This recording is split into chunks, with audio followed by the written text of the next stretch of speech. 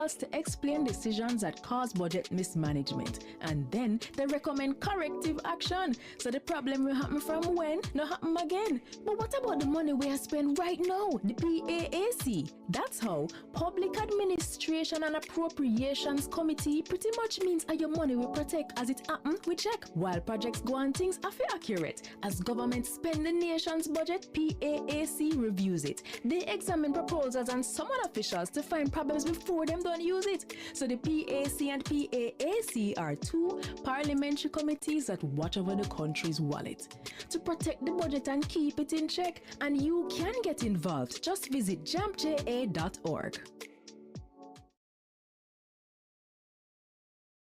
Send there's something it come back. Back to sender. God, I thank you so much. Miracles await and miracles abound. Tune in every Sunday at 7 a.m. for your share of the Miracle Revival Hour with Reverend Dr. Blair. Come for the word, stay for the worship, right here on PBCJ. Miracle worker, work one for me.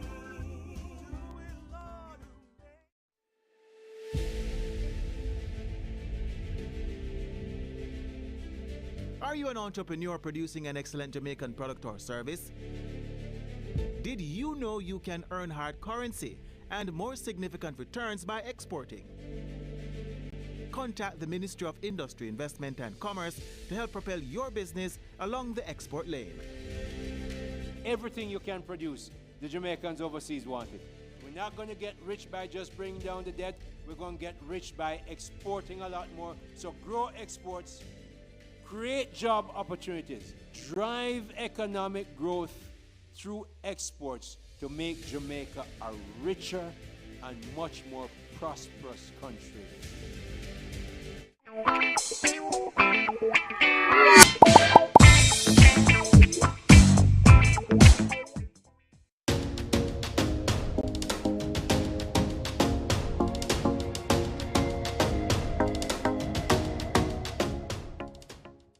Other members are on their way and will join as we go along.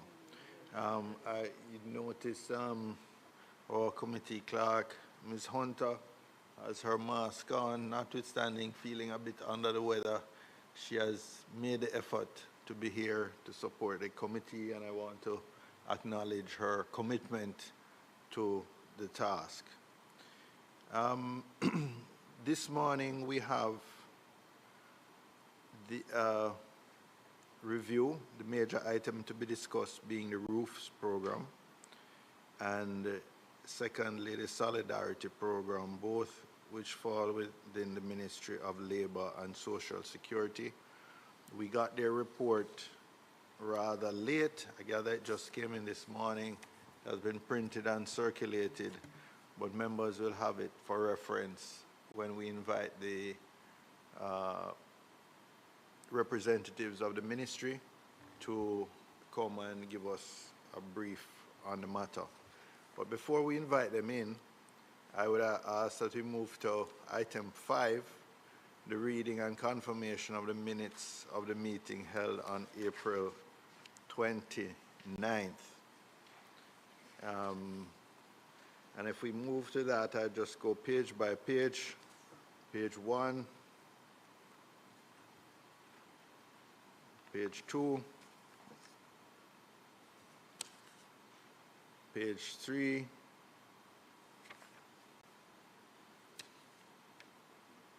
page 4,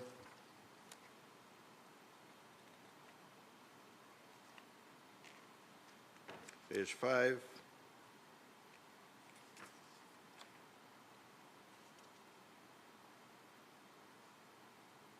page 6, pages 7 and 8. If there are no corrections, then I ask for a motion for the adoption of the minutes. Mr. I so move. And Mr. Hines seconds. Thank you. Matters arising from these minutes, I don't see anything here that would require further discussion, except where we had decided to invite two ministries to attend. For this meeting, we only have one because the Ministry of the Housing Agency of Jamaica was unavailable for this meeting. What I would suggest is, have we found a mutually agreed date for them to?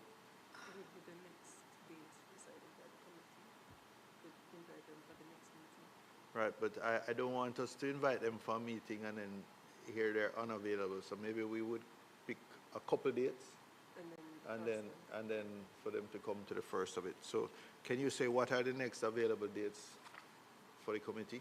So we have the 17th, June 17th. 24th, July 1. These are Wednesdays. Okay. So June 17th, and if not the 17th, the 24th, for the Housing Agency of Jamaica to appear. All right, agreed? All in favor? All right. Could you invite now the representatives of the Ministry of Labor and Social Security to join us? And we will move to item 7, the matters to be discussed today. The first, the restoration of owner or occupied, or rather, or occupant family shelters roofs program. And then secondly, the solidarity program.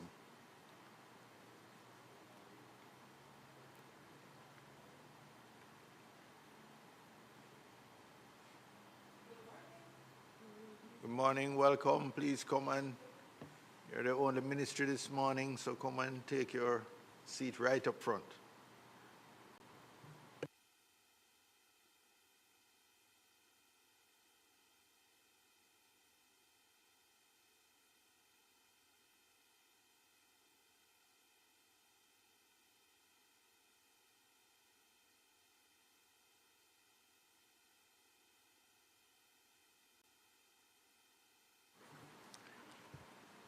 Welcome, PS. Thanks for joining us again.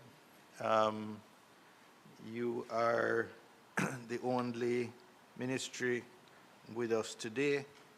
The matters to be discussed, as you would have been advised by the committee clerk, is the roofs program and the solidarity program.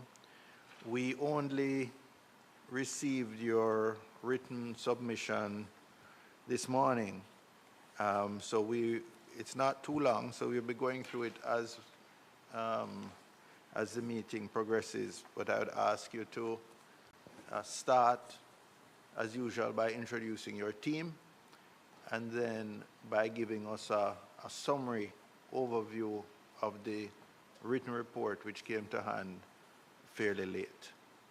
So over to you, PS. Morning, Chair, morning, members. Let me apologize for the late report. We got further requests from the Parliament on Friday, and so there was need for further clarification, as you would expect. We had a holiday, but we're trying to get the information to you as quickly as possible. So my apologies for the late submission. Okay, I'm going to ask you to speak up a little louder. I'm not sure if I'm not hearing you so clearly. So I suspect the Hansard writers might be having a challenge as well. So, or just speak more directly into the mic.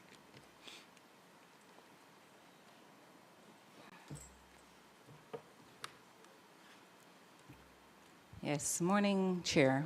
My apologies for the late submission of the report. We did get another set of questions on Friday, and we needed clarification. And in terms of preparing that response for you, it would take some time given we had a holiday. So we're trying our best as much as possible to fulfill the request. But with me this morning, I'm Diane Jennings, Acting Permanent Secretary, and beside me is Mrs. Audrey Dare Williams, the Chief Technical Director for Social Security, under whom the ROOFs program directly fall. We actually have our Acting PFO, Ms. Shara Coombs, and behind we have Mr. Shaquille Walker, our Procurement Officer, Mrs. Sophie Pearson-Gale, our Path Accounts Director, and Mrs. Dr. Kamisha Anderson-Thomas, the Director in charge of Public Assistance, under which the Solidarity Program directly falls.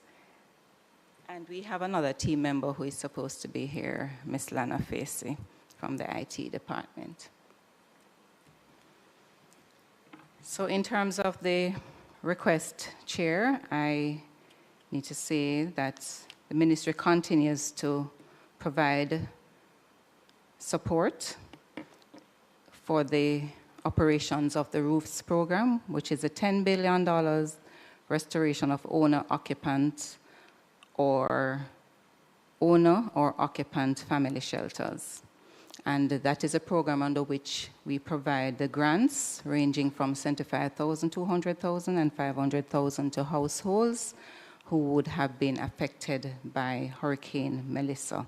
And we would have identified the categories for the support: minor, major, and severe. So I don't need to go into the background, but we are aware that October 28, 2025, we had that extensive damage to housing infrastructure across several parishes, mainly parishes of St. James, St. Elizabeth, Manchester, St. Anne, Westmoreland, Clarendon, Trelawney, Hanover, and to some extent St. Catherine. And the ministry would have implemented a range of interventions. And today we are focused on the ROOFs program, that's a program with direct responsibility under the purview of the Ministry of Labor and Social Security. As we all know, it is just one of the programs under the Shelter Recovery Program. And that program outlines several other elements on the Shelter Recovery Program. And those other elements, the government-led repairs, the partner-led repairs, the National Housing Trust support, the modular housing solutions, and relocation or regularization where reconstruction might be necessary, and the roofs, which is our portfolio, direct portfolio. So in terms of housing damage, we would have had the JH Dino, which is a Jamaica Household Damage Impact and Needs Assessment methodology. And that would have been used in collecting the data that we would have for those houses that would have been affected. And I must say, we had over 700 volunteers supporting alongside with our team from the Ministry of Labor and Social Security, including ODPEM, the municipal corporations, and other entities, Red Cross, and other parties to the Humanitarian Assistance Committee. And I would want to say and express on behalf of the Ministry of Labor and Social Security, and by extension the government of Jamaica, our appreciation for the work that would have been done by all persons who would have supported us in this intervention of the assessment of the housing infrastructure.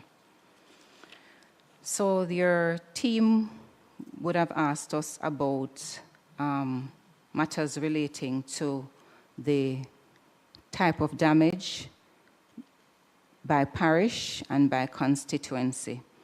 But before that, let me just indicate that having done the validation and clean assessments, to date we have 94,000 assessments that would have been cleaned and verified. And approximately 74,000 assessments had undergone geospatial cleaning and validation processes. And the disbursements under the ROOFs program is about $9.45 billion. We still have issues relating to reconciliation and verification as pertaining duplicate entries, incomplete household records, geospatial inconsistencies, and matters relating to TRN. So the information is provided to you, Chair and members, as it relates to the damage, minor damage, major damage, and severe damage, which would incorporate those that would have been completely destroyed. And it's there before you in terms of for each parish and the constituencies as requested. But just to note that we have 32,324 in the minor damage category across the island, 37,826 on the major damage, and 16,709 under the completely destroyed, and a grand total of 86,859 in the 9 parishes outlined below.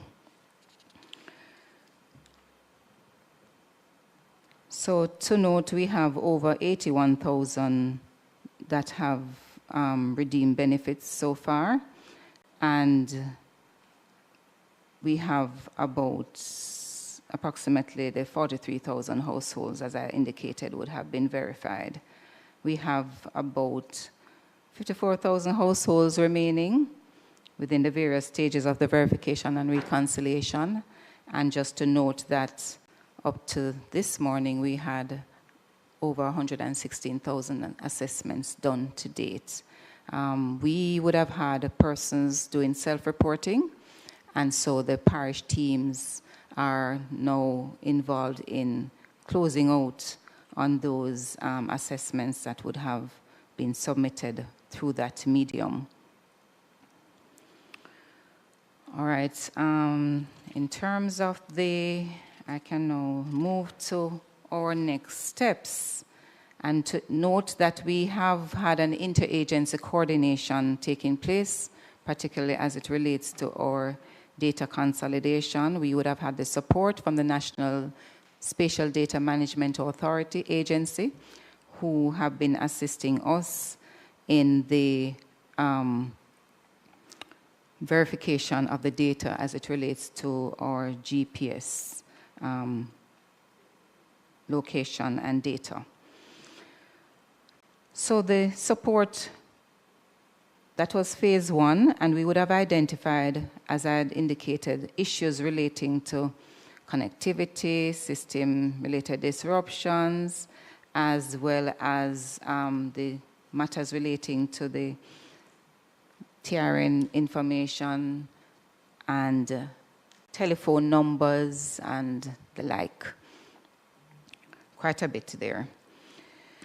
So in moving through to phase 2, we would have had the cabinet giving us, the ministry, the approval to move to cash disbursement through direct deposit, and that is what we are moving towards now.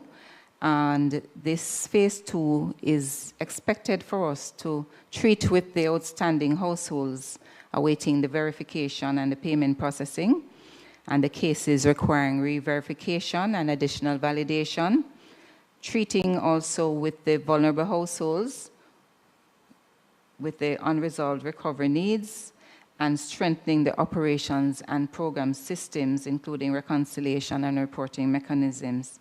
We are focused on cleaning the data through the various reconciliation exercises, resolving the duplicates, validating the identity of beneficiaries, and particularly as it relates to the TRN information, which is necessary for us to do the payment. And we are in consultation with the tax administration department, who are assisting us in that process. And we also are strengthening the geospatial verification processes. So phase 2 would be treating with the corrective measures that are necessary based on our experience that we would have seen in phase 1. And we are looking to implement, well, we have a new system now, a new platform that will enable the parish team internally to work alongside the team members to go out in the field, the in-field operations key, and that's one of the areas that would have been indicated in the minister's sectoral debate in terms of the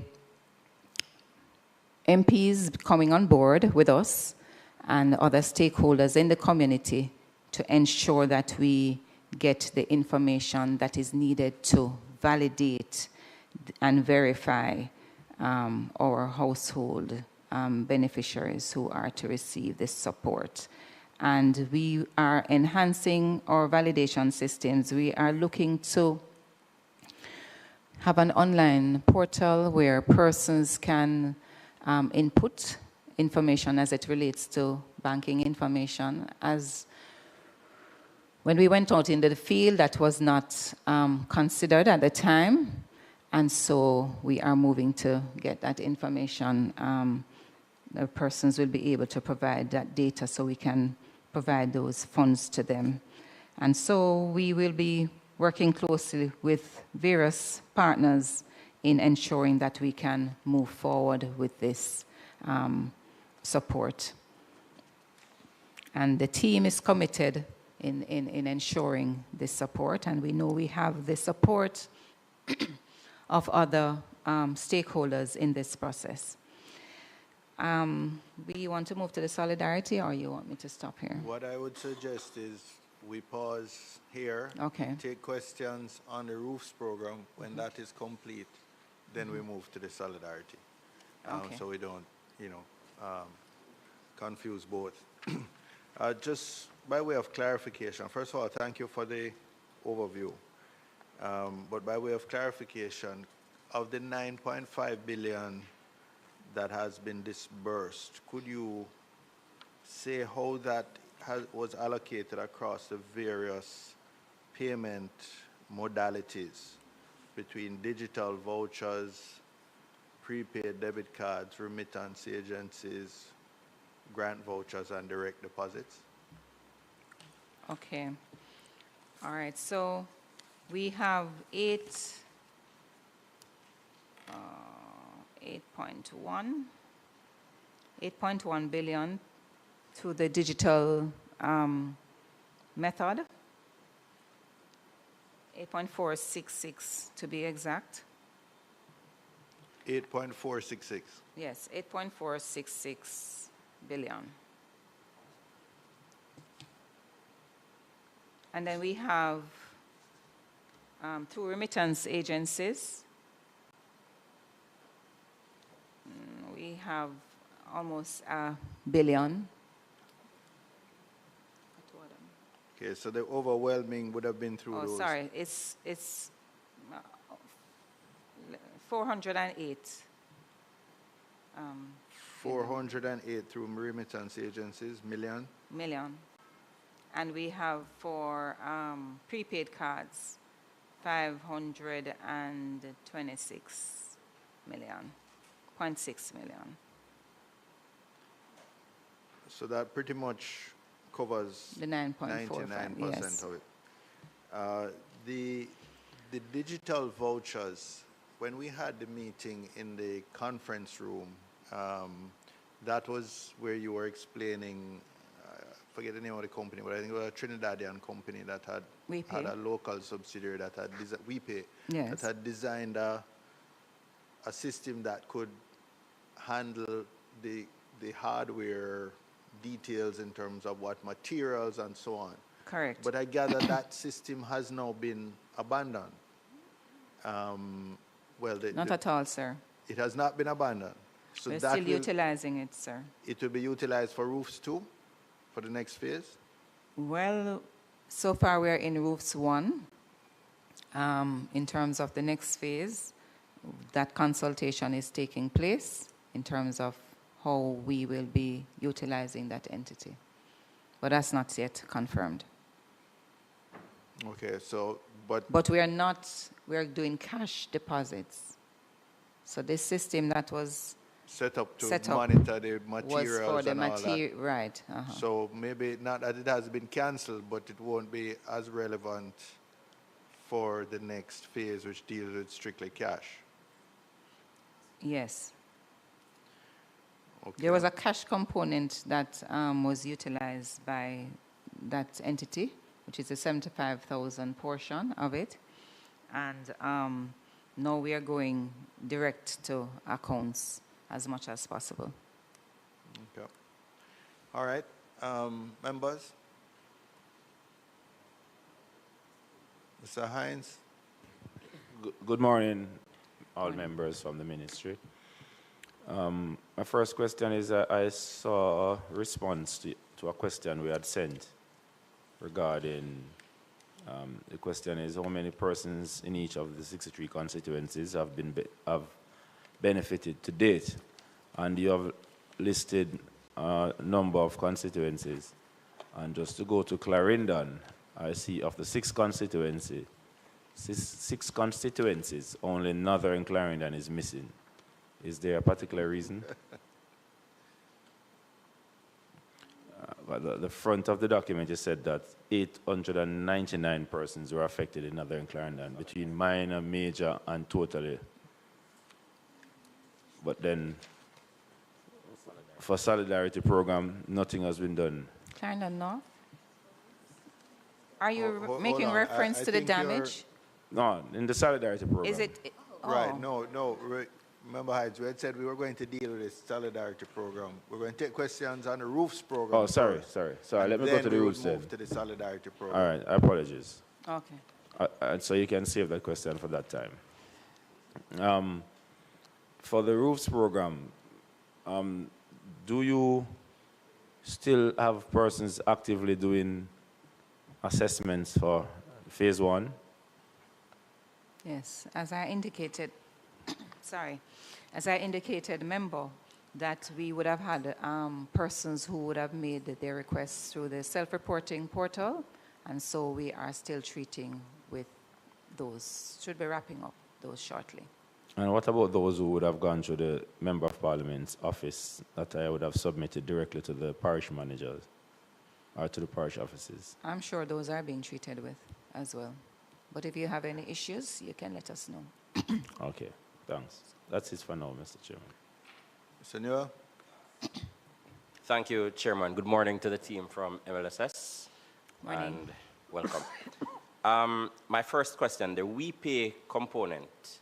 Can you explain a little bit the selection process for the vendors who were used for the material aspect of it? I can't speak to the details of that, but just to note that we would have provided them with a list of entities through the Ministry of Industry, Investment and Commerce, a list of businesses that would have met the criteria, meaning persons who are TCC compliant and registered, etc. That was a list that the ministry would have provided to the company. And so they would have made their contact and done their onboarding and so on. So this list of businesses was selected by the Ministry of Industry and Commerce? There were recommendations provided to us by the ministry in terms of the list of entities that were registered that we could start with. Who will be able to share with whether this parliament or with us on a whole the criteria for the selection of these companies? And I note that you said in your initial response that you are not, it sounded as if you didn't have all the details in terms of the selection of the companies. Because, and I speak against the backdrop of a number of hardware that are used for other government purchasing, government programs, who it would suggest are tax compliant, etc., and are convenient, but they were left off. So I want to get an understanding of why or how the selection was done objectively for my clarification. I'll ask CTD, who is more involved in that area, to speak to that, please.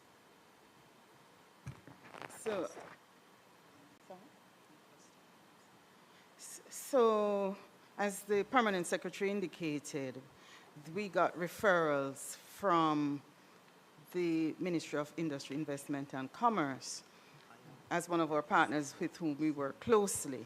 But I wanted to add that we did ask the parish offices to make recommendations as well. So it wasn't purely the list from the MIC, but also we included merchants who would have been referred by our parishes. They are on the ground, they know the hardwares. So they would have made some recommendation as well. So your parish manager's recommendations would have been a part of the selection, the process for determining which merchants would be used. Right, but remember, the merchants have to agree. They have to want to be a part of the process as well. So even if we make a referral, if the merchant for some reason can say what those are. I'm not at the point of whether they agree. What I'm trying to find out from the ministry is your process for, of course, if you shortlist me and I'm not interested, that's a different thing. I'm trying to get an understanding of the process for even providing the opportunity. Because there are implications. When you, for example, select merchants that are hard to reach, as opposed to those that might have multiple locations, it increases the cost of getting the material to site to get the repair done, etc. So you're saying that a part of your process is to seek recommendation from your parish managers. Right.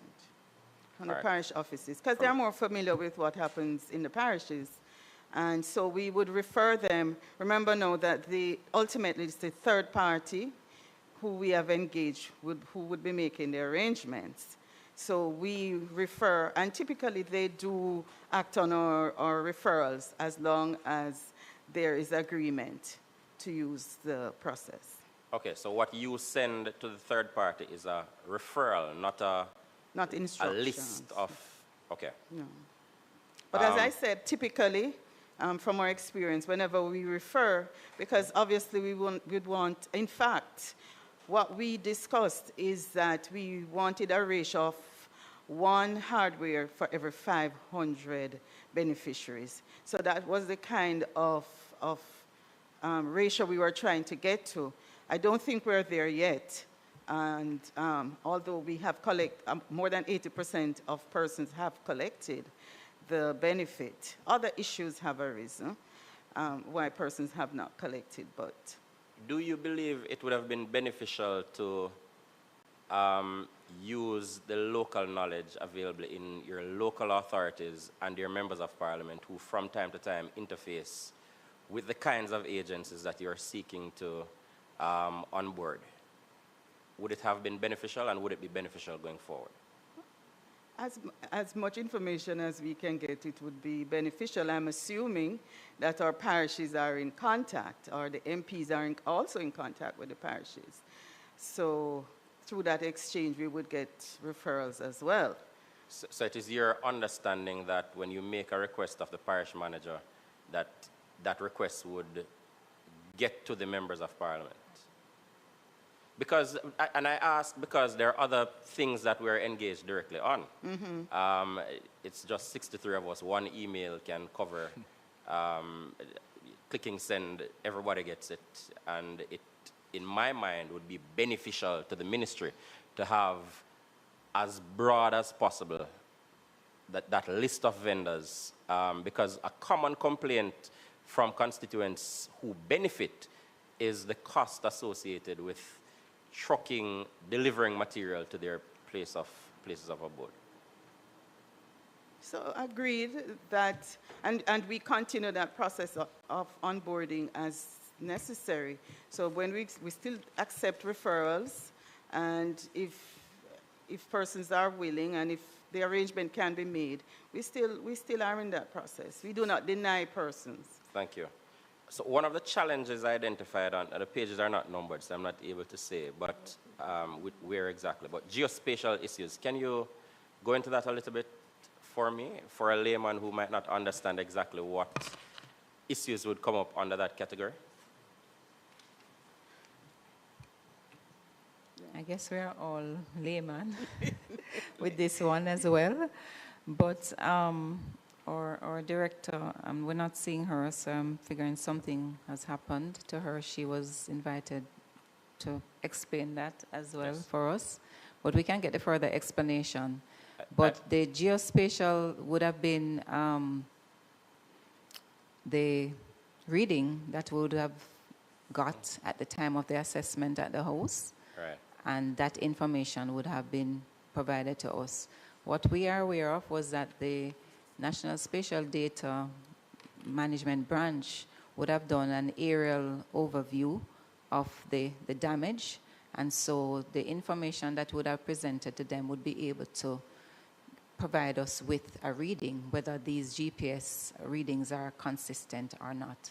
Well, the clarification will help, because when someone comes to my office and says, I lost my roof, and I reached out to Ministry of Labor and I was assessed, and nothing happened since, I don't know how to respond in terms of geospatial issues, because I would imagine that if they would have been assessed, especially since this speaks to the cleaning up of data, etc. I'm not seeing how that becomes a barrier to them receiving a grant if there are geospatial issues, if there are issues in terms of just the mapping, especially since my understanding is that a physical verification is a part of the process. So that's what I'm trying to reconcile. So looking forward to that data. In Roofs 1, we still have quite a large number of persons who indicate that they have been assessed and they have not received a benefit. And they're not able to tell whether it is because they're in the lower category or it is an oversight. Does the ministry communicate with or attempt to communicate with persons who are in the category that will not receive a benefit? So I don't have the figures with me to hand, but that's a substantive amount in terms of the persons who are below the minor category. That would be persons who have no significant damage or no damage at all. The intent is for us to, but when they reach out to us in the office, we do provide them with that information. But the intent is for us to provide a list of names, maybe on the website or so on, to say for persons who will benefit. So those who don't see their names will be those who will not qualify. Well, if you start by sharing that list with, again, your elected representatives, we would be in a, because I get a significant number of persons who come to my office on a weekly basis indicating that they applied, they were assessed, they've heard nothing. And they're trying to figure out how to move on with their lives, and the hurricane season starts again in another few days. So that would be helpful. Tell me in terms of the next. Give me a little clarity on the next steps in terms of those who have not yet been assessed, or those who will be reassessed. I know I did receive a list of communities in my constituency that some consultations will need to be held with, but I have not received a list of names of the persons who would be a part of that consultation so I can assist. So when I go into those communities, the temptation whenever people come up to me and tell me that they were damaged, they received damage but have not received any assistance, the temptation is to say to them, whenever that assessment comes, come to the session and make your voice heard, because I don't have a list of those who fall below and as such were deliberately not included, and I don't have a list of those who will need reassessment. None of that is communicated. So please give us some insight on that. That is where we are moving to in terms of engaging the members of parliament and other stakeholders, churches and other groups that can assist us in identifying the people. So we will be providing you with we would have provided the members of parliament with a list of those who would have been qualified, those who have been verified for payment, That list would have been sent out already. Yes. And so we're going to move to the next phase now. Once we have more clean data, we'll provide that to you. In addition, we'll be providing the list in terms of where we have the TRN that needs validation and so on for persons to be engaged in the field with us in getting and even in identifying some of these people. In terms of your reassessment, what will you be, Senor. just one, if I may, and it's done. Yes. In terms of your reassessment, 7 months out from a hurricane, what exactly will you be looking at, since the quality of the data you'd be able to collect this far out would be significantly reduced? And as I indicated, we have a system that we have developed, and that system will allow us to get the additional information that will enable more persons to be paid. We have, for instance, persons who would have submitted the incorrect TRN. And maybe under the pressure, being involved in a traumatic experience like that, they gave us the first name, but the last name spelled incorrectly, which would come up as a mismatched TRN, for example. So those are some persons who didn't add their maiden name, and the information on the TAJ would include that kind of information, which would make them. So those are some of the things we are trying to fix. We're looking at the data. We are still looking at damage because persons are still out in the field, as I indicated. That's still taking place, and we hope to wrap up. We have to wrap up at some point. Wrap up soon. All right. Mr. Clark? Thank you very much, Mr. Chairman. I just want to point out, through you, if Madam Pierce would say that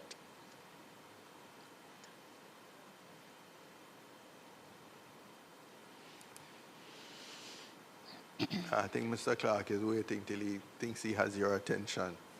Just hold it. Should he proceed? Yes? Yes, go ahead. Thank you. That day, I heard my colleague make mention of hardwares within his constituency that may not are overlooked. But we have to bear in mind that the hardware has to be registered PPC-wise, TCC, and any other registration for the government to do business. So that is one. Also, because I have the same situation where in persons say that, boy, they went down, they registered, persons came, do the assessment, and they have not heard anything.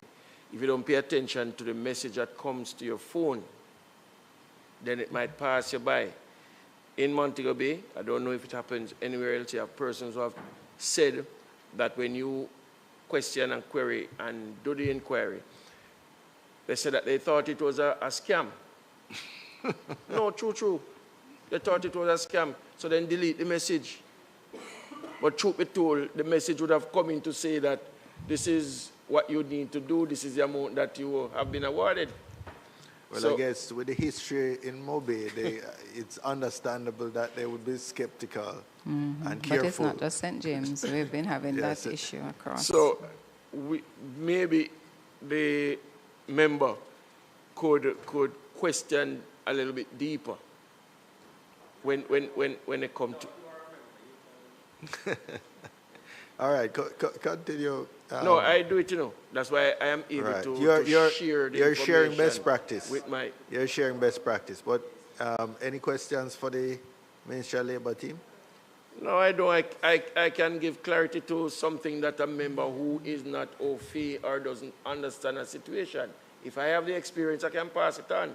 That's all I'm doing to my newly minted. But colleague. Mr. Clark, you know you can take a horse to the water, but you cannot make him drink. Well, I And realize that. And if he's not, he doesn't seem to like the taste of the water you're offering him. So, Mr. Hines.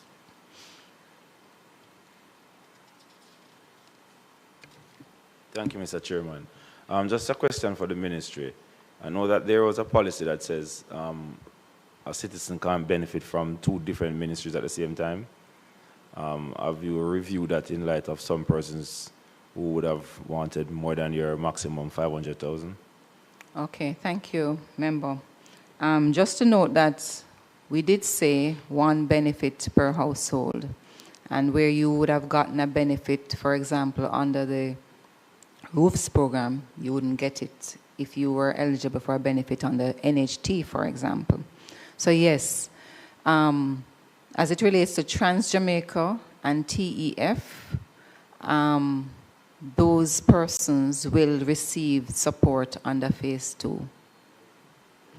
But persons who would have gotten under NHT or under the container solutions, that's another name, the rapidly deployed solutions, which will be the container homes, and the support under JDF, those will not receive under roofs. Other persons will, who are eligible. P.S., I don't know if I missed it. Did you say what the scope of Roofs 2 was in terms of the budget? Is it similar to Roofs 1? Because we have not yet cleaned all the data, and we have duplicates, as I had indicated. Once the data is clean, then we know exactly what it's likely to be. But we did make an indicative amount to the cabinet that will need additional support. Right now, we have $273 million additional to what we would have received for that initial amount that we are now processing to facilitate other persons getting the benefit. The initial amount was 10 billion. The initial amount was 10 billion. Oh. Okay, so you don't expect Roofs 2 to be in that scale. It would be a much smaller allocation relative to Roofs 1. It could be more than the 10 billion, but as I said... Oh, it could be more? Yes, but we need the clean data to make that supporting documentation for the amount. All right, I think if I recall, and my percentage may not be exact, but there was about 40% of households that had, of the number that had been identified to be affected, that were not dealt with in Roofs 1. For whatever reason, either the assessments hadn't been completed or inconsistencies in the data, etc. So potentially, all those could be, who qualify, could be addressed in Roofs 2. Certainly, that's the intention. Okay. If there are no other questions, Mr. You have a follow-up. Not a follow-up, I just want to find out what is the ministry's plan for the citizens who are still living under tarpaulin, especially in Westmoreland and Hanover. I know you're going to be doing phase 2. Is it the same style of assessing them, or you're going to have persons on the ground doing a more aggressive assessment to try and assist those people quickly? They are without electricity because they don't have a physical structure to put the electricity in. So I just want to find out how we're going to treat those persons. Yeah, and if I could just tag on to that question. A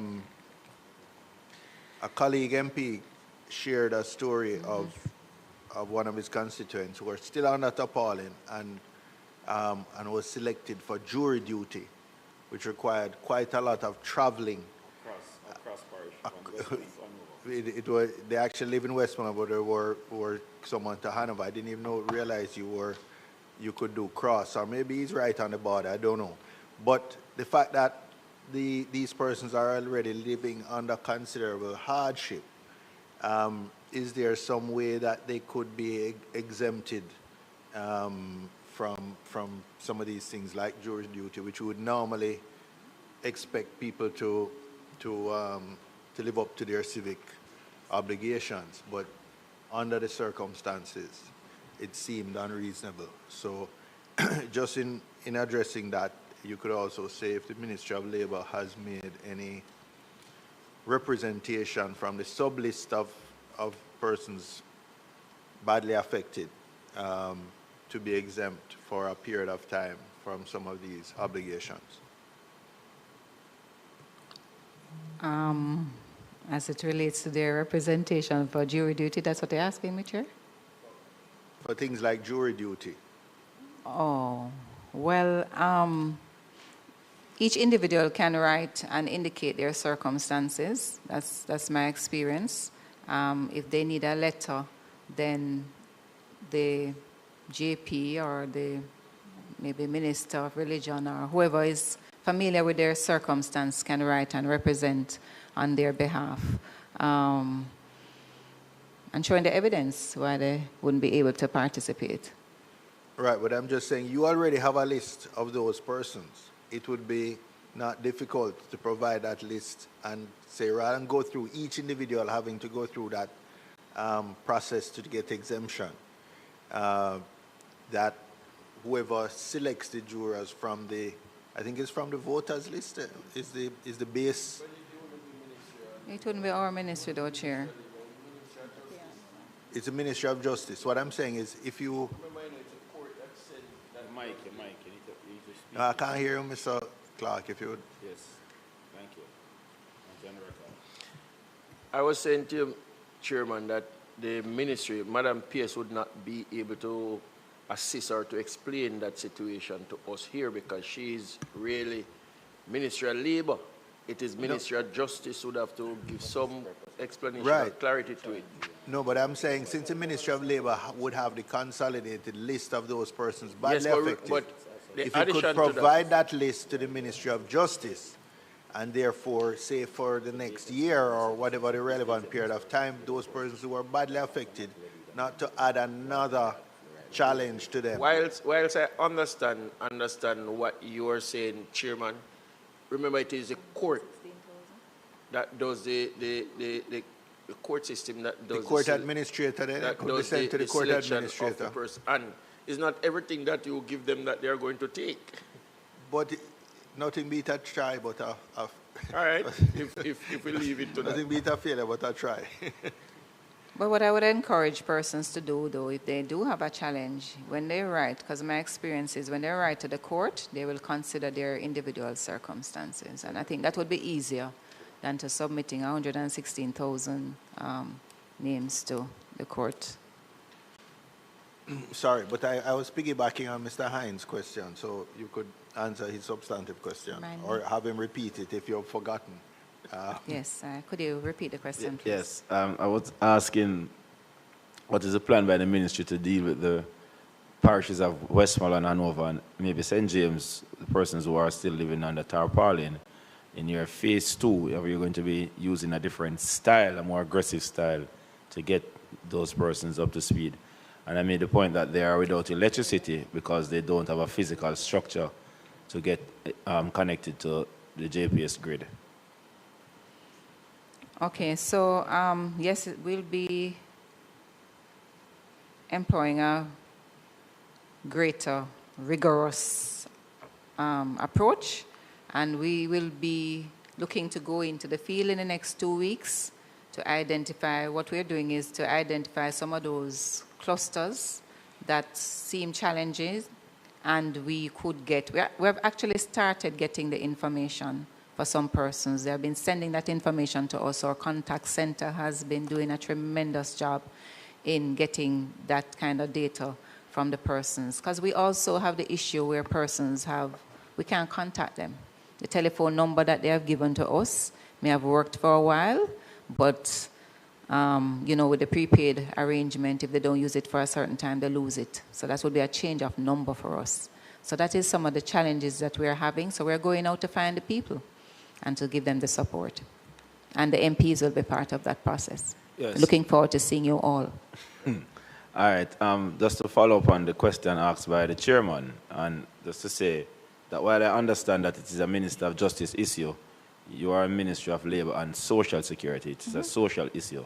So while their telephone numbers are not working anymore, that they will receive maybe hand-delivered a note to say that you have jury duty.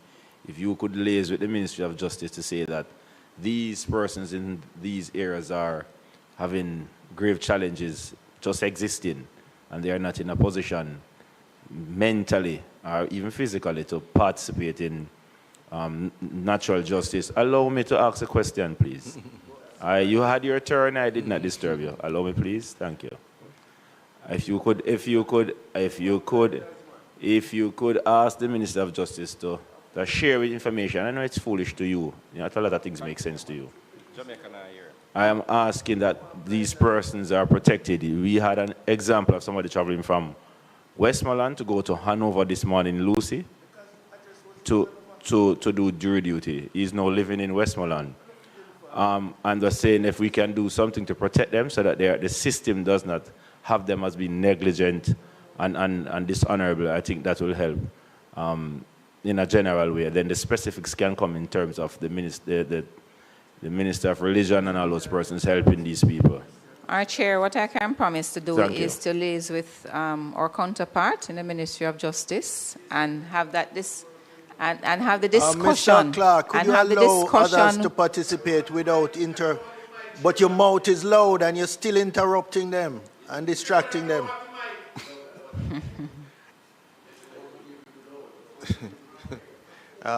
So what I'll commit to do, Chair, is to have the discussion with my counterpart in the Ministry of Justice and... Mr. Clark, please have, if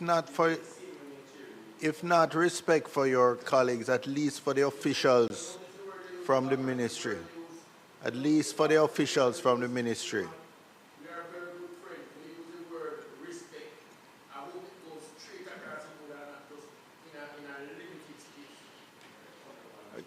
PS, please continue. Gentlemen, please. Please. PS, right. I apologize. So, Chair and members, what I'll commit to do is to have a conversation with my counterpart in the Ministry of Justice. Because maybe they could, send out communication to their persons and give greater consideration to the persons who have been affected in those parishes that may have a challenge in being present for jury duty. That's what I'll commit to do. Thank you. Mr. Newell, you had a further question for this, or we can move to the Solidarity Program? All right. Could you just move on to the Solidarity Program now, PS?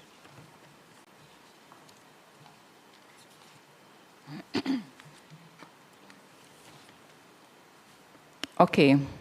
So in terms of solidarity, there are some questions that would have come to us in terms of the persons in the 63 constituencies who have benefited to date, and how many of the beneficiaries were elderly, vulnerable, and how many grants were provided to students, skills trainees, business persons, and what follow-up support was provided to the beneficiaries, and are there any amounts still remaining? So I won't get into the Solidarity Program except to say it's the 1 billion program that was announced in June 2025 to provide grants to persons who would have met the criteria, elderly, vulnerable, and persons who are not in school or in employment, and who are not currently benefiting from other programs such as PATH, NIS, social pension, and other Government of Jamaica assistance programs.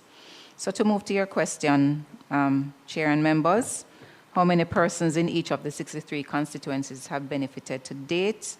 We would have provided you with that information, and to note that we have a total of 11,521 persons who would have benefited from the program.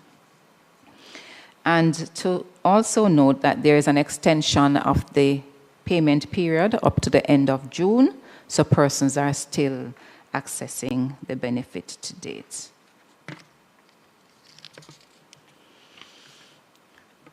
In terms of the beneficiaries, how many were elderly persons, vulnerable, or aspiring persons by category? Wasn't so sure what that category was. But in terms of elderly persons, we had 3,459 young adults, 18 to 35, who are not currently employed, in school or receiving training, and I figured those were the aspiring persons. 4,523 applicants. For low-income informal workers, we had 9,881. And for adults without a birth certificate, we had 90. For persons requiring essential medical services but lacking the resources to pay for treatment, we had 31. 156 for micro business owners, and 152 for persons with disabilities. So in all, we had over 18,000 persons, applicants.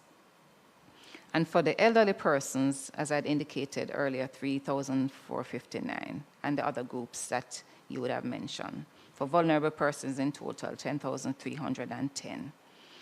And in terms of the grants provided to students, skilled trainees, and business persons, what we call the NEET category, the program did not include specific categories for students, skills trainees, or business persons.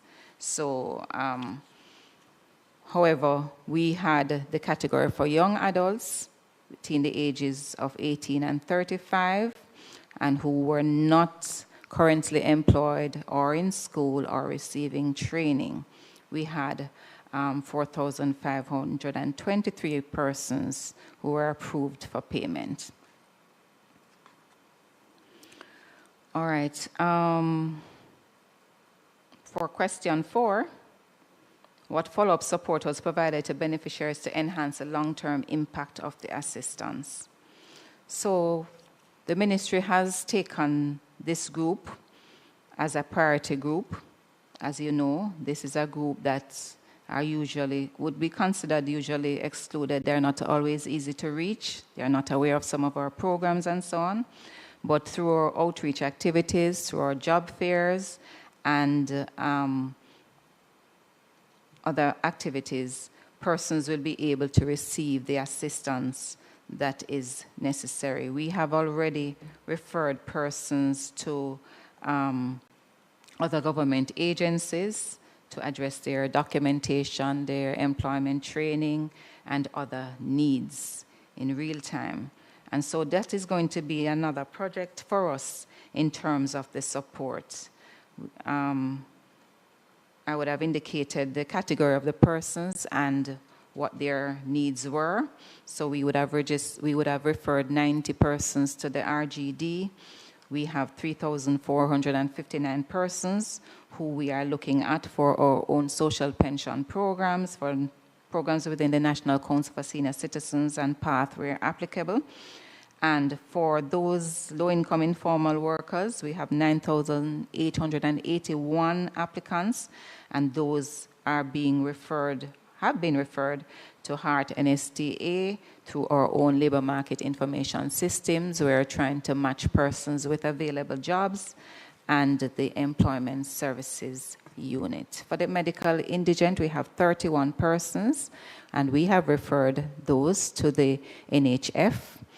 We have, for the micro businesses affected by disaster, we had 156, and some are receiving support through our rehabilitation program and other initiatives. Persons with disabilities, we had 152 referred to our own entity, the Jamaica Council for Persons with Disabilities.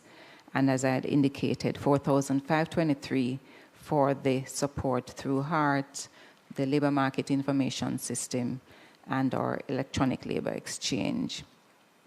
For question 5, are there amounts still remaining from the 1 billion? Well, we can do the math. 11,521 beneficiaries were disbursed for payment, representing to date 230.42 million. So 73% of those persons have successfully confirmed receipt of their payment. And as I said, we have that extension up to June 30, 2026.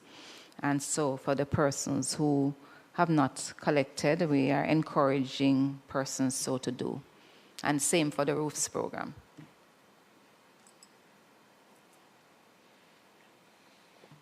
You're ready for questions, or you're just pausing to have a sip of water? You're ready for questions, PS? Sure. I Okay. think I was clear enough. I don't think I have much more. All right, Mr. Newell.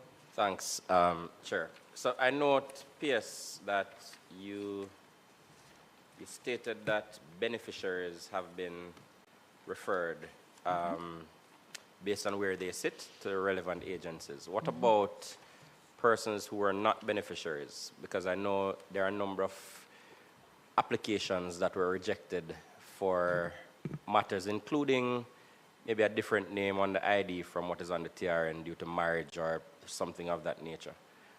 Are those persons also being contacted and the referrals being done? Yes, so the numbers I gave represent the total number of applicants to the program. So we're treating with all. Good. All right. Thank you. You're welcome. I apologize. I was going through the report, the responses in your written responses, and I was distracted from what you were saying at the end. But just for clarity and trying to reconcile this with an email I received, I believe it was from Minister Charles or somebody in the ministry. Just for example, in Manchester Southern, the email that I received reflected 400 and something, what I interpreted to be approved applicants.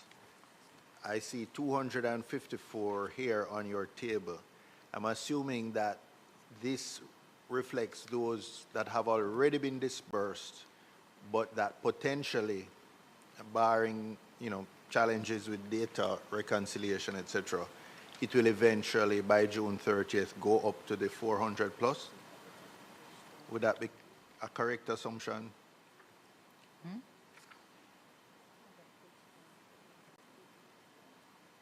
254 would be those that have been approved for payment. Those that have been approved? Yes. For the four, so approved and disbursed? Yes. So of the 400 plus who had applied, do I assume then that the balance will not receive anything, or some may still be in process of the administrative work that needs to be done? So we are looking at those, Chair, because some may have not met the timeline for processing because of, some uploading of the information as it relates to like the attestation and the JP signing, those kinds of stuff. So we are treating each case by case, and where persons would have met the criteria, we're providing the support under the rehab program. Okay, thank you. Any other questions? Dr. Dawes? Good morning. Could you speak directly into the microphone? Sorry. Good morning. Just to clarify something, of the $1 billion, only 230 million in approved payments so far? Correct. So we are at 23% of the funds. How long has this been programming going on? June 2025. And so we still have 75% of the funds unspent. And we are just at only about 63% of the of the applicants being selected for disbursement. What's the plan for spending the rest of the money with the, we're at about a year out now, and only 63% of applicants have got money, and you still have the bulk of the money there sitting, while the truth is that, we have many of our constituents calling us night and day asking when are they going to get their grants. Okay, so we're at the end of a financial year, so the monies would have been returned, monies unspent would have been returned for debt reduction. And as I indicated to you, Chair and members, that we have the 11,521 persons who would have been approved for payment, and that represented the 230.4 million. So there are persons who would not have qualified for the program because they would not have met the criteria. So we had persons who were already on programs who would have submitted applications. So we would not have included those having not met the eligibility criteria. As I indicated, we are also looking at the persons who would have submitted their applications, who would have met the criteria but not have met it at the end of the financial year. We are treating with those persons. So we'll be treating with all the applicants who would have applied for the program. So of the 37%, of the 30% of applicants who would not have been shortlisted for disbursements, no. Have you approximately what percentage of that number is are the applicants who were just not supposed to have applied at all because they're getting a benefit? Who else is left out of that 18,000 who really and truly, if we get all of the I's dotted and the T's crossed, they can be eligible for disbursements? And let me just add my own experience to that. I had been asked by the ministry to facilitate a sign-up for applicants at my constituency office. Mm-hmm. It was the ministry that ran it. I just provided a location and helped to put out information. The response was overwhelming. But it turned out that many persons who showed up didn't understand the criteria. For example, there were a number of persons students who were attending tertiary institutions, and that was a disqualification. Yes, that was not a criterion. And I personally couldn't understand the logic of that. Why just by virtue of you attending a tertiary institution, you were disqualified from the assistance?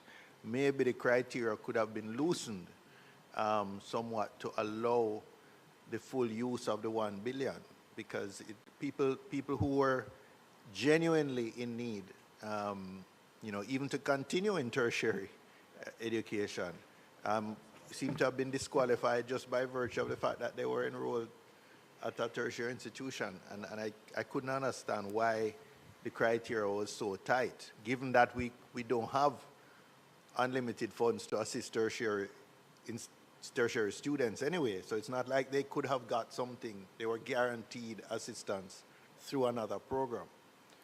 And given that we only use 20% of the funds, as Dr. Dawes pointed out, could we widen the net or widen the funnel, so to speak, of persons who would qualify?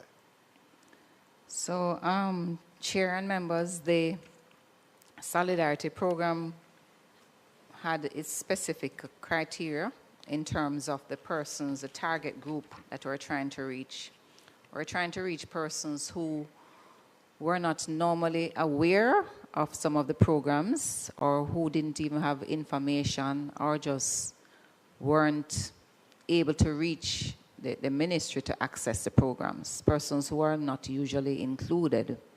And that's why we would have identified those groupings: the elderly persons, the persons with disabilities, persons who are not in school. Because if you're in school, it means that you were knowledgeable of opportunities that are available to you. We also had programs in the ministry that support persons who are already in school. Plus, we also have persons with heart, you have support from the members of parliament and so on. The aim was to address persons who didn't have any support at all. So that's why we didn't broaden it to include some of these groups that you're making mention of, because we're trying to reach those who would normally not be considered for the programs. So we have other programs, other suite of programs that can address some of those groups that you would have mentioned. Well, I don't know about the other MPs, but I can tell you for tertiary students, the suite of programs are completely inadequate. And the quantum of assistance is very small relative to the cost of a tertiary education, even tuition alone. Anyway, Dr. Dawes, were you want to add a follow-up? Yeah, I mean, PS, I have a fundamental problem with this. We're just coming from, we're still reeling from the revelation that there's $1.4 billion of donor aid barely spent. And now we are being informed that there is $770 million unspent, earmarked for the most vulnerable in our society. Something about the conceptualization of this program was wrong from the outset. If people are suffering and we are sitting on $770 million that just went back into the consolidated fund or for debt payment, something has to be done about this program. It's clearly not working. The persons who it is meant to help, they're not receiving the help, and the money is just sitting there. I have a serious problem with having this much money sitting down and Jamaicans are suffering. That's all I have to say. Let me say, Chair, it was a one-off program. This program was also interrupted by the elections. It was also interrupted by Hurricane Melissa. And that's why we have made every effort in all the persons who would have applied for the program to treat with their situation. The intent is for us to put a special intervention to treat with this group. So this group is a group that we will continue to support in the Ministry of Labour and Social Security, and to ensure that the most vulnerable persons are getting the support that is needed. Persons who would have met the eligibility criteria. All right. Are there, Mr. Newell, Yoram? I thought to leave it, but it would be remiss because I think in closing out a program, we have to look back and say what are the things we learned, the lessons learned, so that in designing a future program we can consider. And oftentimes there is a particular grouping that gets left out of programs designed to support the vulnerable. And in the United States, oftentimes it is single mothers who are working minimum wage and have to decide, do I remain on welfare so I can take care of my child, or do I go to work where I can't afford daycare? I had a situation where a constituent, she's not on path, living in Kingston, going to school, etc., went over to try and access Solidarity. And I am not clear that the range of programs properly accounts for somebody who is trying to drag themselves up out of the gutter, so to speak, and needs that additional help, just that additional assistance to go through. And also the premise, the idea that someone in school has the additional knowledge in terms of programs is not always so, because all of us might be able to relate to the fact that people come in our office daily, weekly, inquiring on things that we would have thought that they should have known about. And the idea that the persons who you were targeting are not the ones who would have benefited from members of parliament is also probably not accurate, because some of the faces and names that turn up for a program like Solidarity may be faces and names that we would have been familiar with in others. So there's nothing in the application that says if you benefited from some assistance at the MP's office, then you're not eligible. I'm just speaking to what you said earlier. So there's nothing in the application that rules you out on that ground, but I think some flexibility is needed to treat with those who are trying and might need that additional, that $50,000 might be 20. What decides, 20. What determines whether they're able to complete a semester. 20,000. That $20,000, sorry, might be what determines, yes, might be what determines whether you're able to afford some additional ramen noodle on that campus to get you through for that semester or therefore. Understood, Chair, and I don't want to belabor the point, but what I'm saying is that the persons who we're trying to reach are the persons who were almost unreachable. And so those students, Ministry of Education provides support, other persons provide support, not saying they're not in need, but the persons who were targeting for the Solidarity program was to try to get them into some of our own programs that they could qualify, but were not aware of those programs. So far, we have persons who would qualify for social pension, but they had no knowledge about that support that was available. We had persons with disabilities and those other persons who would never normally reach. But I take your point. Based on your research of the space or the data you have on the space in terms of those who would have been targeted, because clearly that 1 billion would have been informed by a target, by a particular target number of persons, of which you have reached less than 30% of what that target, I imagine, would have been. Are you satisfied with that as an outcome? But in addition, will there be a solidarity tool to try and reach those additional folks that 70-odd% or more who would be in the pool but may have not been reached, and who still may not know about social pension or any of the other things that you mentioned? Okay, I can't say what solidarity 2 will look like, but as I indicated, the target group that we have, we still will be focusing on them and giving them the priority. We did do our assessment, and we did identify some of the challenges, and also to note that we were utilizing a new Gov payout system, which was a pilot, and that itself had its own challenges. So, and that would have also prevented us from rolling out further that program. So the assessment will look at all aspects, including where the ministry would have been directly responsible, or entities that were supporting us on the program, and how we move forward. So we have taken those into consideration. Thank you. All right, thank you, PS. There don't seem to be any more questions.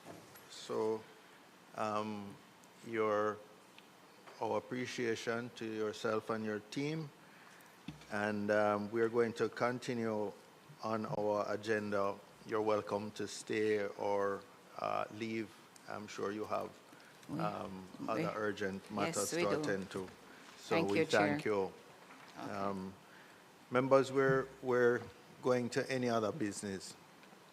And in terms of getting the attendance of ministries and agencies, I think we have to give them a lot of notice, because we've been getting responses that the dates that we set are not convenient, etc. So we earlier, for the benefit of members who came late, we earlier agreed that the Housing Agency of Jamaica would come on the 17th of June or the 24th of June. So we're having 2 dates open depending on what is mutually convenient. I'd like to suggest, because it triggered my memory in terms of the discussion about tertiary students. Tertiary students, certainly in constituents like mine, it is the exception that persons are able to go to tertiary institutions. And I'm not limiting it to university, I'm talking other training institutions. But those who do make a profound difference to both their and their family's future. Right now, as far as I can tell, the only agency that really addresses it in terms of serious allocations of money is the Students' Loan Bureau. But my experience as an MP over years is that for many persons, taking student loans, depending on the degrees that they're taking it to get, often ends up being a debt trap for them. And people have become very apprehensive. You know, I have cases of persons who originally borrowed a little over $1 million. And today, 10 years on, having paid hundreds of thousands in payments, now owe over 4 million. And the degrees that they took out these loans to get was just, it wasn't a good return on the investment, let us just say. Certainly not on a loan investment.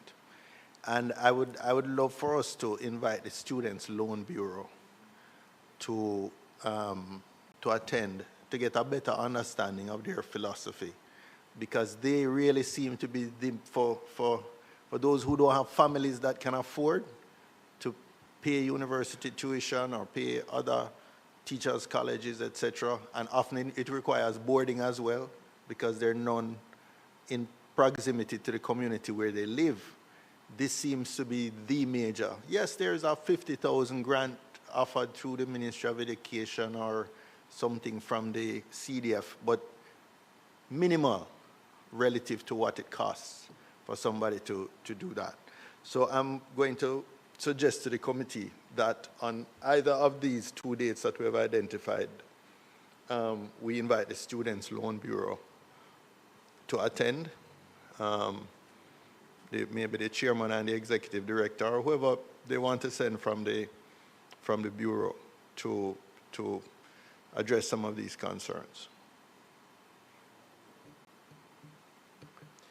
Thank you, Chair. I would just suggest that in addition to SLB, perhaps the Ministry of Education be invited as well, only because in addition to that $50,000 program that you mentioned, there was a program under the National Youth Service, which is now HEART, called the Access to Higher Education Program, and that sought in the 2013 to 2016 period, it sought to pretty much provide a fully paid tertiary education to some of the most vulnerable students. And it was in partnership with a number of tertiary institutions. Northern Caribbean University was one, Caribbean Maritime University was another, Brownstone Community College was one, and the College of Agriculture, Science and Education was one, where the schools waived a particular amount, allowed persons to do a work and study. NYS paid a particular amount, and another amount came from, I can't recall where now.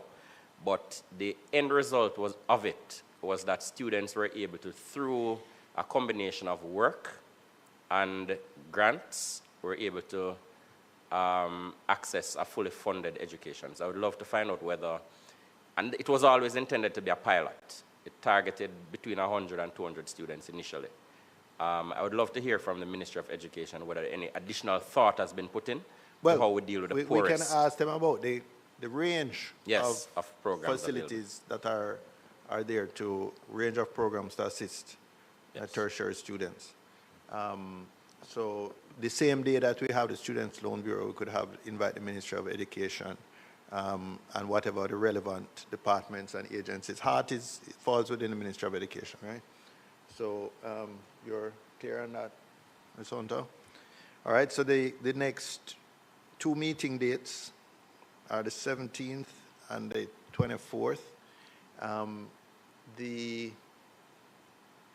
I'm just here wondering whether we should space it a little better. Is the 1st of July available? So let's say the 17th and the 1st of July. So we give 2 weeks, so it's not too pressuring on the support teams. The 17th and the 1st of July, and we can, those two sets of topics. One will be the one for the Housing Association of HAJ, so Housing Agency rather, HAJ, and the other will be for the Students' Loan Bureau, which I believe falls under the Ministry of Finance, or used to, and Students' Loan Bureau and the Ministry of Education and HEART, specifically with respect to programs available to assist tertiary students financially. Yes, so we're all decided on that? Okay, now you, Mr. Newell, you have something? Yes, yes. Chair, I know HAJ came about. I was a part of that conversation at the last meeting. And subsequent to the meeting, I had a sidebar, and I was advised that a major issue HAJ may have in dealing with some of those settlements and the infrastructure needs, etc., was funding from the head ministry. And so I'm wondering whether to avoid or to preempt the possibility of hearing, well, we don't have the resources, have to talk to the head ministry. I'm wondering whether we should reinvite the Ministry of Housing to be a part of the conversation with when we have HAJ here. Yes, that's actually prudent because the permanent secretaries usually don't like to be bypassed to go to a department or agency. And it's often useful because they would have a broader overview of what's available through the ministry. So it would be HAJ and the Ministry of Economic Growth and Economic Infrastructure Growth Development. that this agency falls under? Yes, but perhaps specifically the housing division, if one exists Of the Ministry within of that ministry. Economic Growth. Yes. Okay. And I apologize to my good friend from St. James because I will be very parochial in that conversation. All right. There being no other business, and we have set the date of the next two meetings as the 17th of June and the 1st of July, both Wednesday mornings at 10. I would just be left to thank you for your attendance this morning, and to note that at 11:39 the meeting has terminated. Thank you.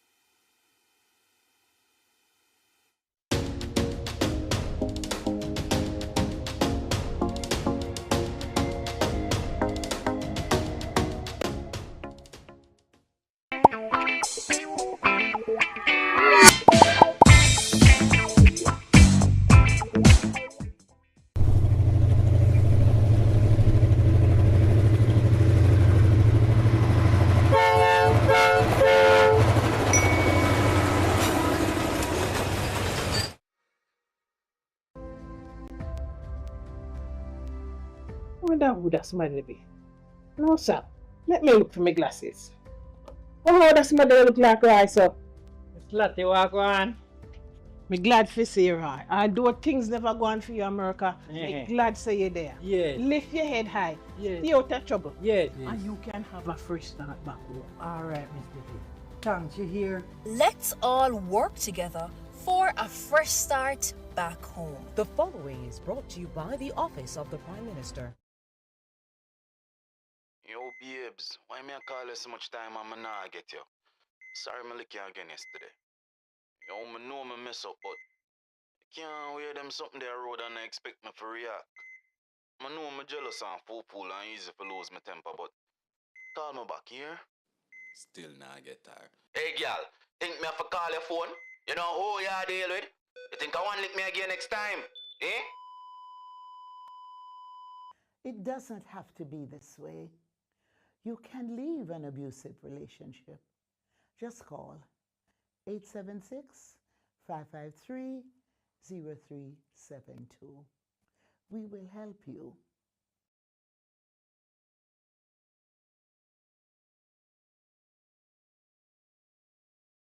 Hey, I'm Abijah, the Roots Man. Today, I want to talk to you about something powerful. Peace. Peace isn't just the absence of conflict. It's about kindness, understanding, and respect. It starts with us. Every choice we make can build bridges or burn them. Let's choose peace in our words, our action, and our hearts.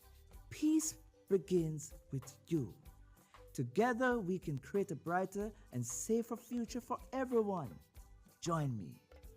Let's be that change we want to see.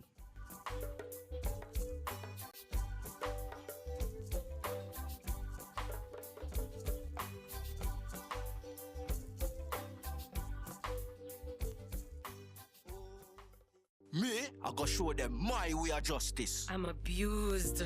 I need legal advice. I don't deserve this. The truth of the matter is, justice there for all of we. The Ministry of Justice has trained more than 5,600 persons in restorative justice practices. More than 200,000 victims have been supported by the victim services. Legal aid has reached thousands island-wide. Make we talk it out, not fight it out. Call 888 Justice today.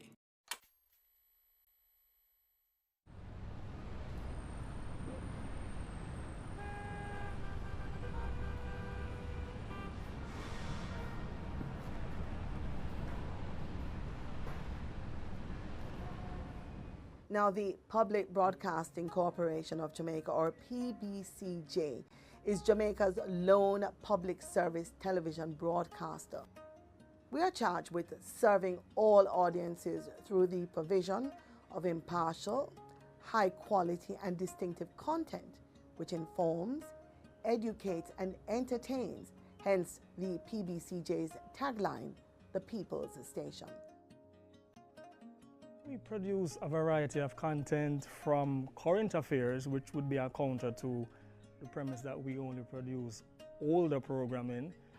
Because there were a lot of popular programs then that still, surprisingly, have an audience.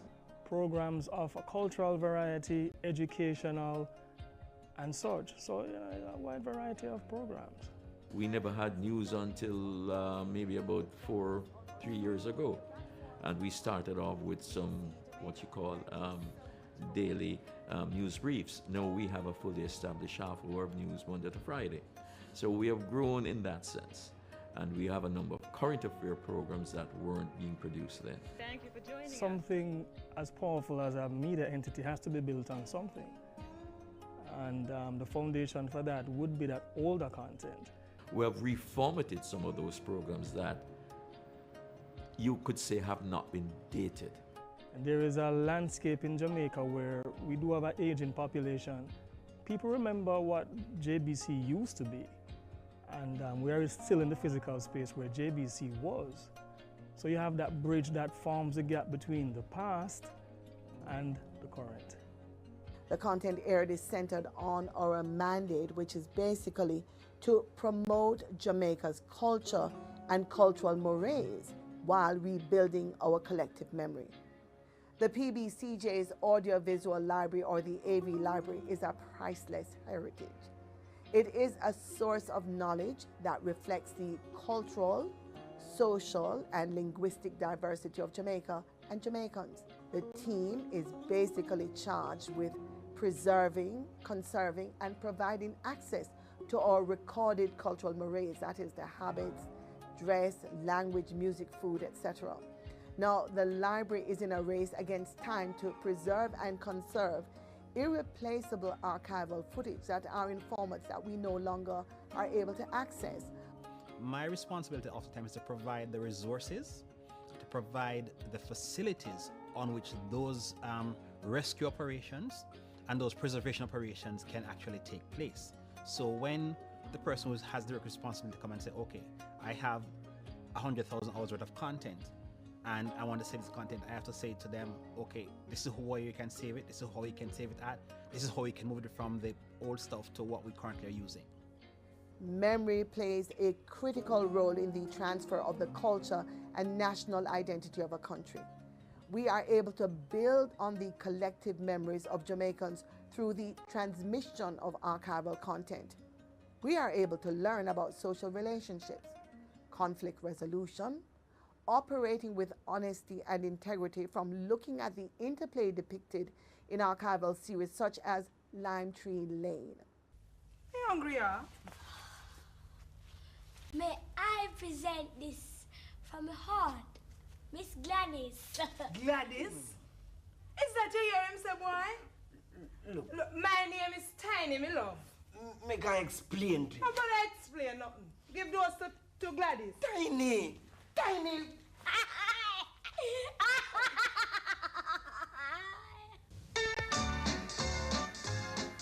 Come with us to Lime Tree Lane, where life is sour, but sometimes sweet.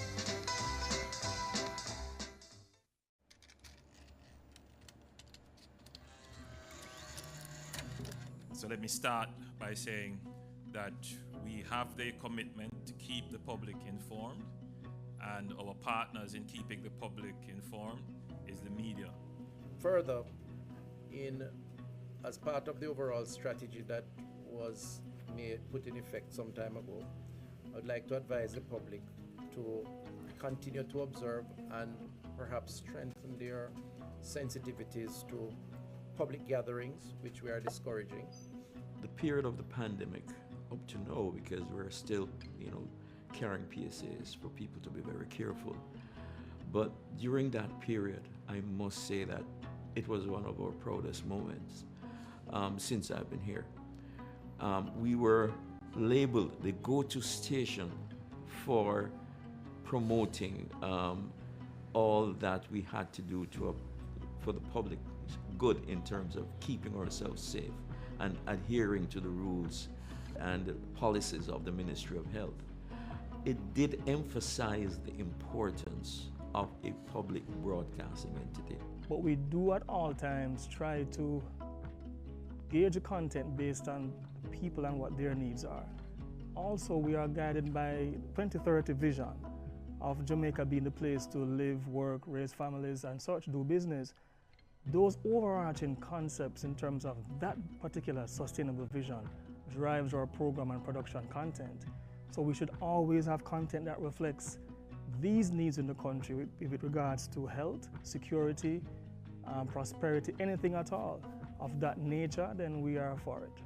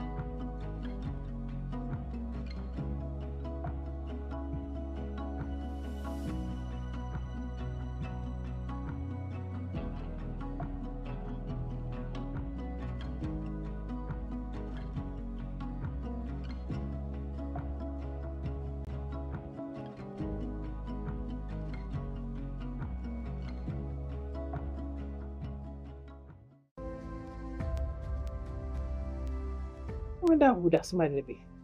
No, sir. Let me look for my glasses. Oh, that somebody look like Roy, sir. Miss Lottie, walk on. Me glad for see you, Roy. Although things never go on for you, America, me glad say you there. Yeah. Lift your head high. Yeah. Stay out of trouble. Yeah. And you can have a fresh start back home. All right, Miss Dickie. Thanks, you hear? Let's all work together for a fresh start back home. The following is brought to you by the Office of the Prime Minister. Jamaica, let's spread the word around to let the world know that we are proud to be one republic.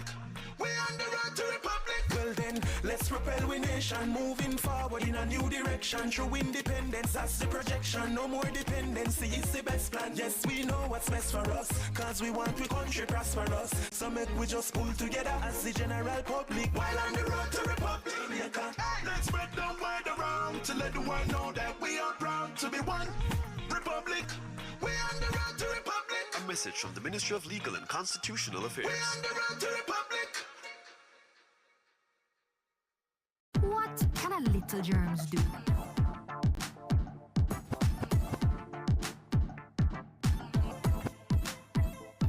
Pink eye running belly, even flu. Germs can make them happen to you. Put germs on our manners with these. Cover your mouth when you cough and sneeze. Always wash your hand with water and soap. Keep dirty hands from your eyes and your nose and your mouth. You don't want to be sick, take care. Practice every day, no germs round here. A message from the Ministry of Health.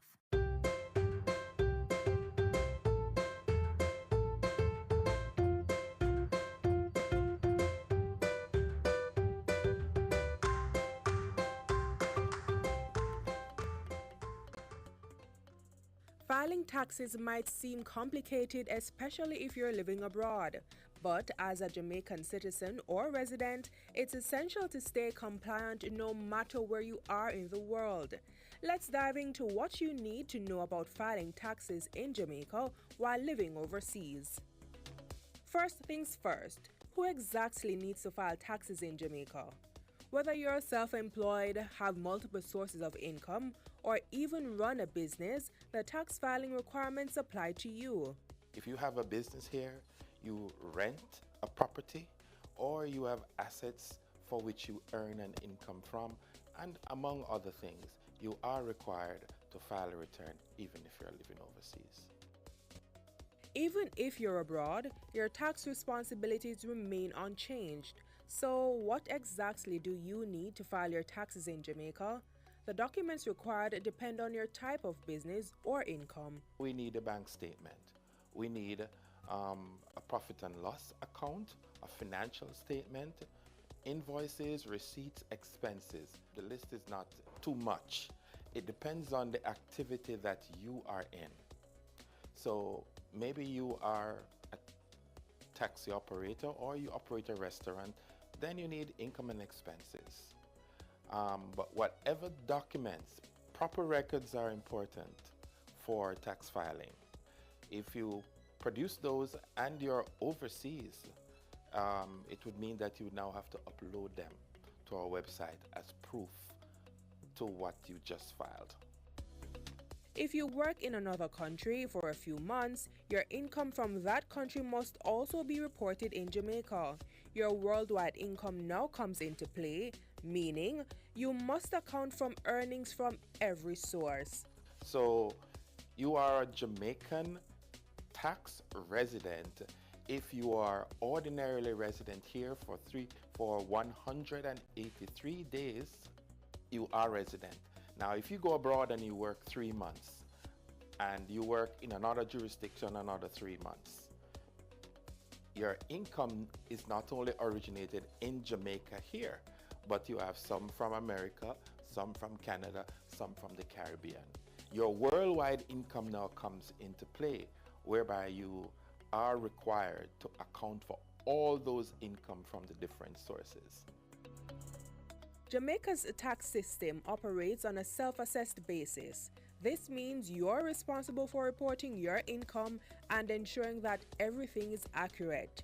You're allowed to have the discretion to tell the government and people of Jamaica through a tax return how much you earn for the year from any source locally as well as internationally. So when should you file? All Jamaican residents are required to file their taxes annually by March 15th. But paying taxes isn't just a requirement, it also brings personal benefits. First of all, one global benefit is that as a Jamaican, the feeling of filing and making your payments is A, supporting national development, such as healthcare, education, infrastructure, and security. And of course, to fund the government's national programs. So then secondly, there are individual benefits now. And that is most Jamaicans would like to have what we call their NHT benefit. One last thing to remember. If you're working abroad and taxes aren't automatically deducted from your income, you must file a tax return in Jamaica.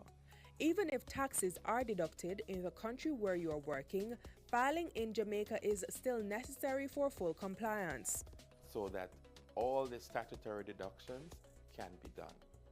If they are deducted, then you still need to file your declaration or your tax return, as we call it here in Jamaica, so that it can be declared.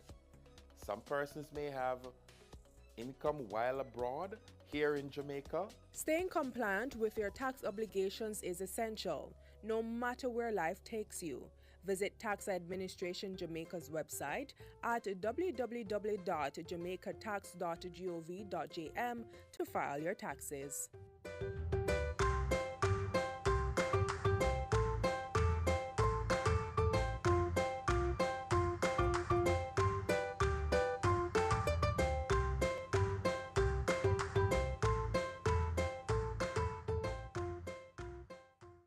Hi everyone, let's talk granting aid. Eligible targeted loan applicants may receive a non-repayable granting aid of $60,000. These funds can be used for school-related expenses such as traveling, buying food, housing, or purchasing a laptop, for example. Eligibility is determined by the financial circumstances of applicants and the availability of grants. Apply early at slbja.com and be one of 4,200 beneficiaries of our granting aid.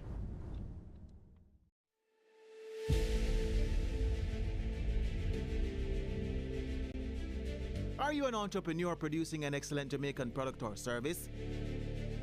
Did you know you can earn hard currency and more significant returns by exporting?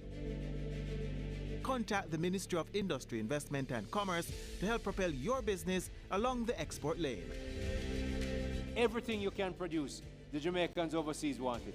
We're not going to get rich by just bringing down the debt. We're going to get rich by exporting a lot more. So grow exports, create job opportunities, drive economic growth through exports to make Jamaica a richer and much more prosperous country.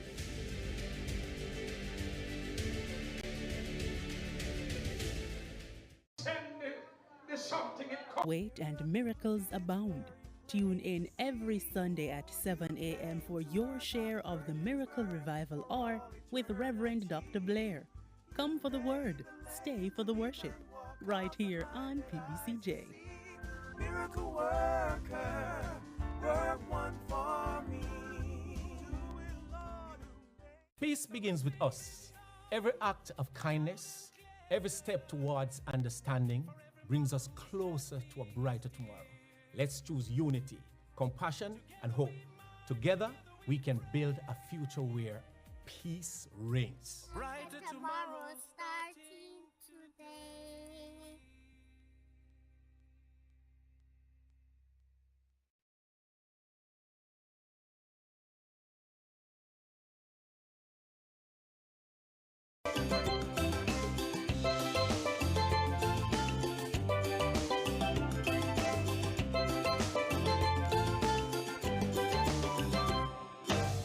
Postcard from Barbados.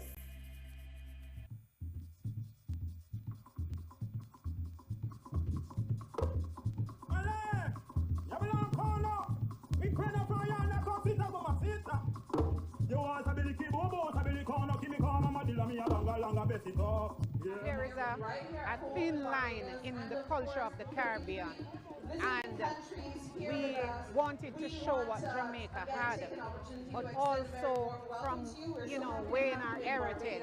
And I saw that there is a thread that runs through the Caribbean, and I'm so happy that I chose the genres that I chose, because we had to show what Jamaica could do. But there is so much, resemblance, but we had to put the Jamaican flavor in it, that vibe, to bring out what we're all about.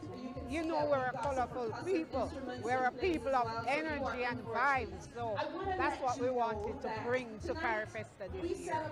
So just like how a postcard is a snapshot of a moment in time which is shared across borders, so too the performances of the Tivoli dance troupe, which are vibrant snapshots of Jamaican culture. It's a dancehall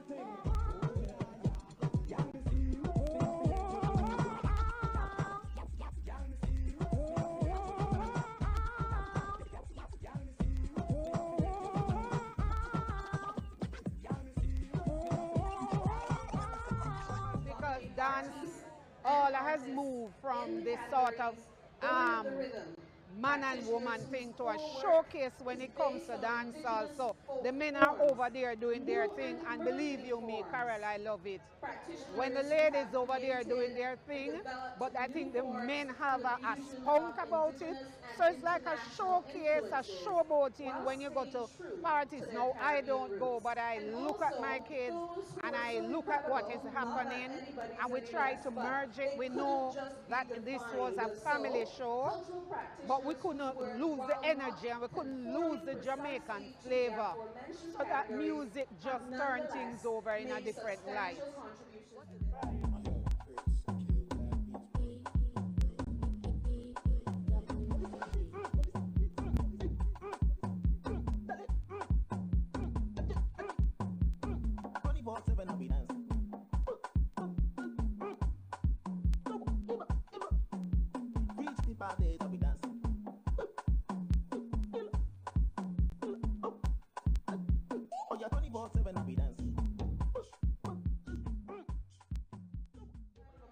I want people to leave with a message that, you know, there's no border in culture. It's the Caribbean, but we are one people. Because as I told you, I watched the parade and I spoke to various groups and I saw common threads which came from our ancestral background that thread through all of them. The colors is another thing. The language, the body language itself, it's about a people. So the Caribbean, to me, is a body, a melting pot of culture. That's what Carfest gave this year. And, you know, I'm happy to have shared it with, you know, our people.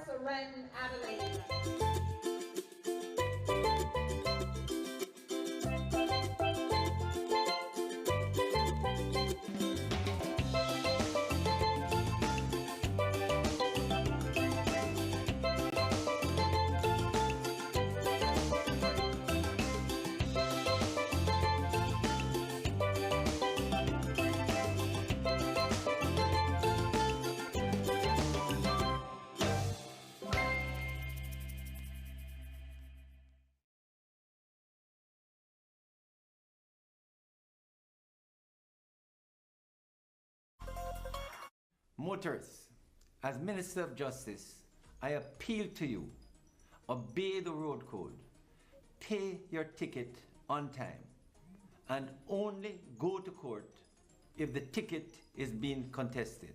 Close to 80% of matters coming to the parish courts are for traffic breaches. Let's work together to make our roads safe and ease the burden on our courts. There's something in come back. Back to sender. God